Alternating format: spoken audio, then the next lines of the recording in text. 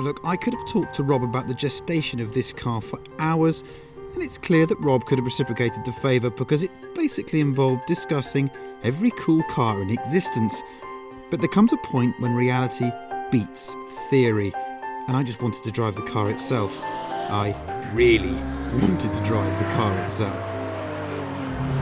First of all, we got quite a firm ride on this car. It's solidly mounted at the back, so no bushings, all rose jointed. Quite busy, but the MB8 isn't too bad because it's got all that sound deadening in it. Steering, direct and power assisted, but this lovely little prototypo wheel just wriggles around.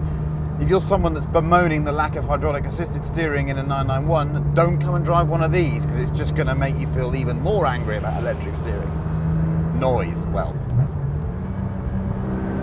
yeah, it's all there. This engine is lovely. Nice road car engine as well. This car's got quite short gearing, so first, second, third, nice and short, gives you a load of punch out of slower turns.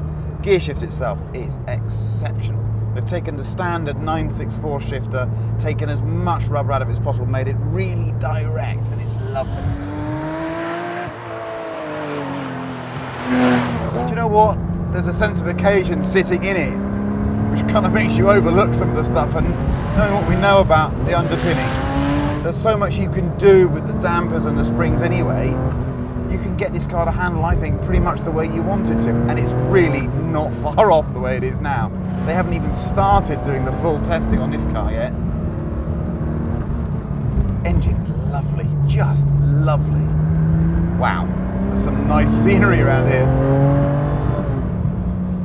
I know I crap on about it, but older 911s are such lovely cars and they make amazing bases for these kind of exercises.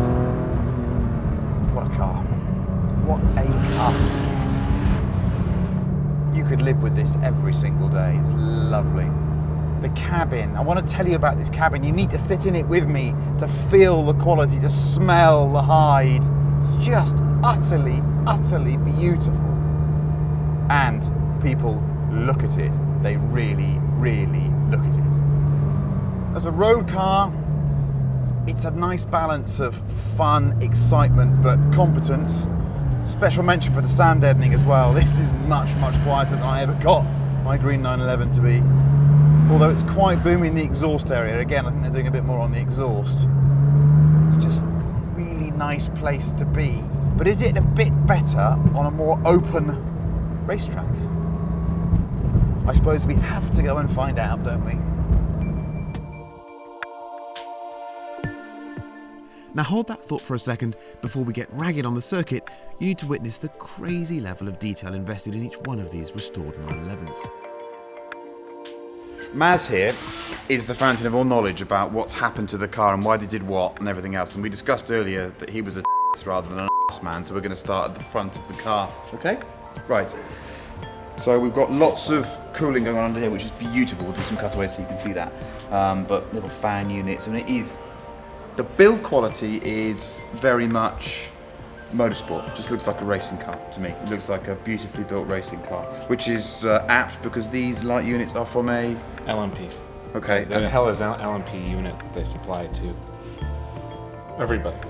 And it's because it will go up and down with the flashing. You got it. Okay. And it's pretty. It is utterly beautiful. So again, what we did is we went to a lot of race car guys that's sort of best in class race car parts, but they don't make street car stuff, so we have to ask them to adjust what they're doing for what we do, which is build a road car.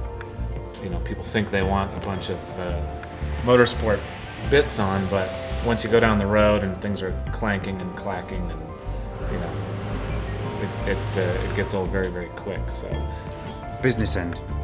Motor by Cosworth. Yep. How many litres? 3.8. And we're saying 350 horsepower, but I drove it yesterday. Feels like it might have a bit more than that to me, unless they're lying about the weight at 1,200 kilograms. Yeah. GT3 crank in this one. GT3 crank, individual throttle bodies, coil-on plug, so there's a gaping hole where distributors would be. Piston and rod to your design, or just the piston? No, Cosworth specified all the outsourced stuff, so they had Carrillo make us a rod, a very special lightweight rod that's still going to work for, you know, still going to be a 100,000 mile motor, and a piston. They really spec the whole thing. we hand them a case, a few other bits and bobs, and some heads, and everything else comes in from the other suppliers. How many $1,000?